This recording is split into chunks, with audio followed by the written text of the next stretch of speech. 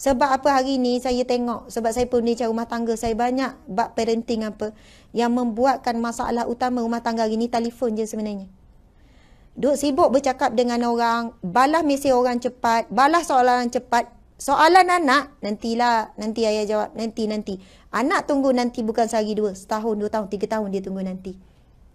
Ayah ceritalah apa-apa, nantilah ayah cerita, ayah tengah ada kerja. Nanti tu, kita ajar anak kita mungkir janji. Lepas tu kita nak anak kita tepati janji. Tapi kita setiap hari mungkir janji. Kita kata nanti, anak tunggu nanti kita tu sampai dia tidur. Esok, ayah, nantilah, nanti. Subhanallah. Tuan-tuan kalau boleh buat, sangat hebat. Telefon haram 2-3 jam selepas balik. Tak boleh tengok. Letak je mana-mana. Masa tu tuan-tuan akan rasa erti kasih sayang yang sebenar. Akan rasa erti bahagia yang sebenar apabila orang yang kita sayang betul-betul wujud depan kita. Betul-betul ada dalam sentuhan kita. Bulan Ramadan ni kita muhasabah, adakah tuan-tuan dah jadi suami yang terbaik, ayah yang terbaik? Tak ada istilah terlambat. Ustazah, saya rasa dah terlambat dah. Saya dah jauh, anak-anak pun dah jauh. Saya balik rasa macam seorang. Sebab tu saya habiskan masa dengan telefon. Kawan je nak layan saya. Kawan FB je layan saya. Tak ada istilah terlambat selagi tak mati. Mati baru terlambat. Nyawa ada, tak ada istilah terlambat. Setiap kebaikan yang kita buat, walaupun kecil, walaupun remeh, mesti ada hasil dia. Mesti ada hasil. Tuan-tuan jangan rasa sia-sia. Sehari tak nampak, 2 hari tak nampak, seminggu tak nampak. Lepas tu pasti ada. Sebab saya ada banyak dah kes masalah rumah tangga. Suami ngadu gini, isteri ngadu gini. Puan buat tindakan kecil, dia akan beri tindakan yang besar. Jangan meremehkan sesuatu kebaikan. Rasulullah pun kata, jangan kamu meremehkan sesuatu amalan kebaikan walaupun wajah yang manis. Subhanallah. Ramai mana orang lelaki, saya minta maaf, dekat pejabat wajah manis. Senyum. Cik ni kan senyum je, steady je. Saya memang dilahirkan penyenyum. Senyum, ceria je. Sampai orang kata, cik ni kan kalau tak ada lah cik cuti kan. Hamba lah office ni. Bukan main pelawak kat pejabat. Kat rumah muka ketat. Tu kenapa tu? Baik siapa tu? Ketat je. Tahu marah je. Tapi Nabi sebut apa? Khairukum li ahli wa ana khairukum li ahli. Yang paling baik di kalangan kamu adalah orang yang paling baik dengan ahli keluarganya. Orang yang paling mulia, orang yang paling sempurna iman, orang yang paling baik akhlaknya. Dan Nabi ditanya siapakah orang yang paling, maksudnya kedudukan yang paling dekat denganmu, ya Rasulullah kata, orang yang paling dekat dengan aku di akhirat kelak, orang yang paling baik akhlaknya.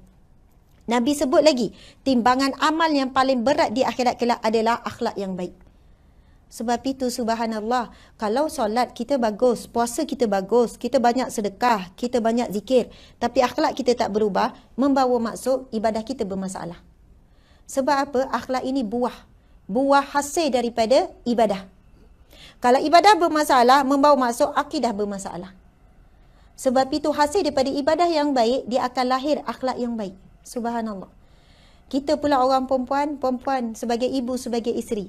Adakah tanggungjawab kita, diri kita, akhlak kita dah semakin baik di bulan Ramadan? Ataupun makin garang di bulan Ramadan ni? Sebab penat. Awak ni kenalah faham, saya penat tau. Buka pintu je dah bagi warning pada suami. Bang, saya penat ni. Awak jangan cari pasal pula. Na'udzubillah. Sepatutnya bulan Ramadan kita lagi tenang, wajah lebih manis. Dan wajah yang manis, suara yang lembut, layanan yang baik, sentuhan yang penuh kasih sayang. Siapakah yang paling wajar dapat? Ahli keluarga kita. Suami kita, isteri kita, anak-anak kita. Mereka itulah yang akan berada bersama kita saat susah dan senang. Sampai dalam kubur mereka je yang kekal doakan kita. Agak-agak kawan kita pejabat ni boleh doa kita berapa lama? Masa hari kematian tu lah. Itu pun kadang sama-sama kita sedekah Al-Fatihah. Update dekat Facebook rakan sekerja saya. Dia tak baca pun Al-Fatihah. Belum tentu orang yang share Al-Fatihah untuk ni, dia duduk sekejap, diam, Al-Fatihah ya Allah untuk ni. Belum tentu. Orang share. Yang komen pun sama, 300 komen Al-Fatihah, Al-Fatihah. Kok seorang je baca ramai-ramai tu? Cuma orang taib Al-Fatihah je. Betul atau tidak ni? Subhanallah. Yang betul-betul akan jadi aliran kita dalam kubur esok, Nabi sebut, Iza mata bini Adam, bila mati anak Adam, in qata'u amalu illa min salas, akan terputus segala amalan kecuali 3. Ini jaminan daripada Nabi. Sadaqatun jariyah. Tuan-tuan, tolong isteri, belanja isteri di luar daripada nafkah. Kalau makan nasi telur kicap, saya nak tanya kenyang tak? Kenyang nasi telur kicap. Tapi suami macam tuan-tuan ni, suami yang baik, yang soleh macam tuan-tuan ni kan. Telur kicap ada. Ikan siakap 3 rasa ada. Ketam 3 rasa pun ada. Sotong 3 rasa. Semualah 3 rasa belaka. Jadi yang lebih daripada yang kenyang tu, semua tu dikira sedekah tuan-tuan. Baju, memanglah kalau beli selai raya cukup. Tapi tak apalah, saya nak beli 2 helai. Yang cukup tu nafkah, kewajipan. Yang lebih je semua sedekah. Subhanallah. Apa-apa yang lebih yang tuan-tuan beri, lebih daripada kadar nafkah, semua itu sedekah. Subhanallah. Sedekatun jariyah yang mengalir sampai bila-bila. Subhanallah. Orang perempuan pula, suami kita susah, hutang banyak contohnya. Bang, tak apa, saya settle semua hutang awak. Dapat macam ni kan. Subhanallah. Isteri dia menyumbang pada suami, rezeki dia memang luar biasa. Daripada yang tak disangka-sangka. Samalah juga ni tuan-tuan, tiba-tiba dia suka sesama dia kan. Dia pun kata nak cari live ni supaya isteri dengar. Sebab apa Nabi sebut ni, ini hadis yang sahih. Bagi kamu bila wanita datang bertanya, ya Rasulullah, adakah aku memberi makan kepada suami dan anak-anakku dikira sebagai sedekah? Nabi kata bagi kamu 2 sedekah. Sedekatun jariyah, sedekatun karam. InsyaAllah. Semua itu akan jadi jariyah yang mengalir pahalanya. Yang kedua Nabi sebut al-ilmu yuntafa'u bi, ilmu yang bermanfaat. Yang ketiga, wawaladun salih an yad'ulah, ahli keluarga yang boleh tolong kita. Sebab itu disebut dalam hadis yang lain mafhumnya, Nabi sebut seorang isteri kalau dalam syurga dia berada di darjat yang tertentu, dia boleh tarik anak suami di ahli keluarga dia naik darjat yang sama.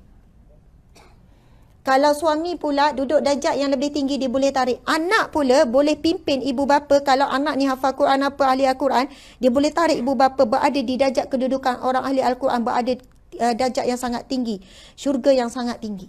Subhanallah. Ini disebutkan tentang ahli keluarga. Sebab itu ramai orang di dunia sangat meraihkan orang luar daripada keluarga. Bersedialah untuk menyesal seumur hidup. Bukan hidup dunia, seumur hidup di dalam barzah sampai pada masyar, menyesallah seumur hidup. Kenapalah dulu aku tak buat baik betul-betul pada isteri, tak buat baik betul-betul pada suami. Kenapa aku tak jaga wajah yang manis untuk suamiku, tapi pada suami orang lain boleh je boleh jaga wajah yang manis. Kat pejabat boleh senyum 8 jam, tapi balik rumah berapa lama? Sejam. Boleh tak sampai sejam? Kadang 5 minit, 10 minit. Saya cabar hari ni wajah manis, senyum je sampai tidur. Agak-agak boleh tak? Hari ni. Tak nak masam, tak nak marah, walaupun nampak ada kain plekat bergulung, walaupun nampak ada stokin bergulung, lepas je buka puasa semua tinggal je dalam sinki, basuh tangan je amboi, tapi nak senyum saja. Agak-agak boleh tak? Bukan senang. Cabar. Saya cabar setengah hari je. Tak sampai setengah hari sebenarnya. Balik nanti pukul 5. Boleh tak wajah yang manis? Senyum je sampai tidur balik. Saya rasa suami tu akan rasa, ya betul sih. Nak tidur pun, ya bang.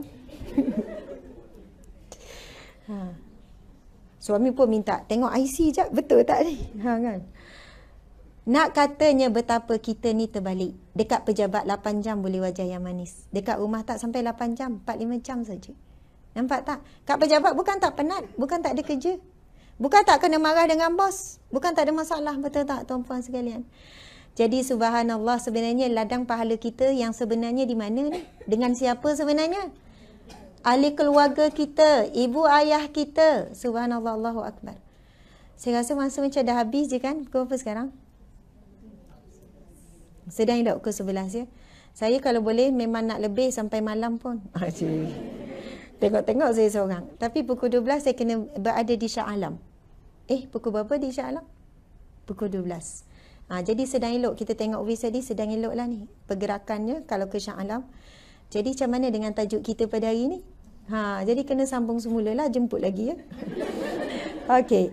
Jadi tajuk kita hari ini ialah berkenaan dengan andai ini Ramadan yang terakhir. Bila sebut pasal Ramadan, ia bukan semata-mata tentang ibadah khusus. Betul atau tidak? Sebab ramai orang tak mampu nak memperbanyakkan ibadah khusus di bulan Ramadan.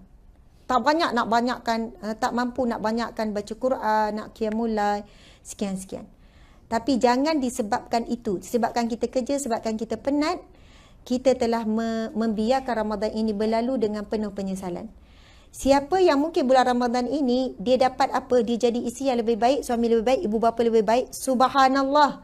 Itu sangat baik. Itu sangat baik, tuan-tuan puan-puan sekalian.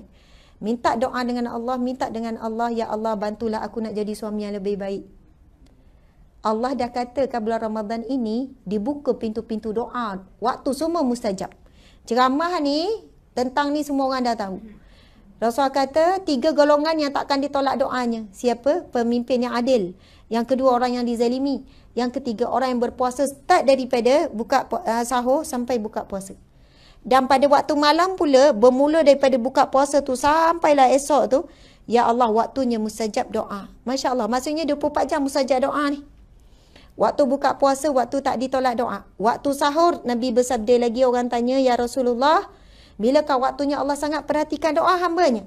Kemudian Nabi sebut waktu sahur dan juga waktu selepas solat.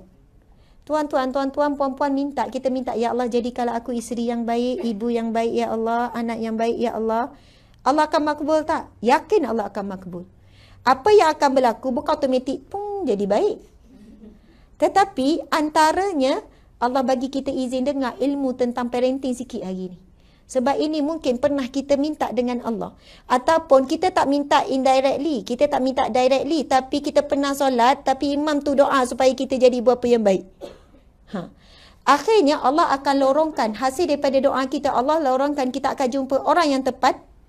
Majlis ilmu yang tepat. Ilmu yang tepat. Kita berada di tempat yang tepat untuk kita dengar sesuatu untuk kita jadi lebih baik. Subhanallah.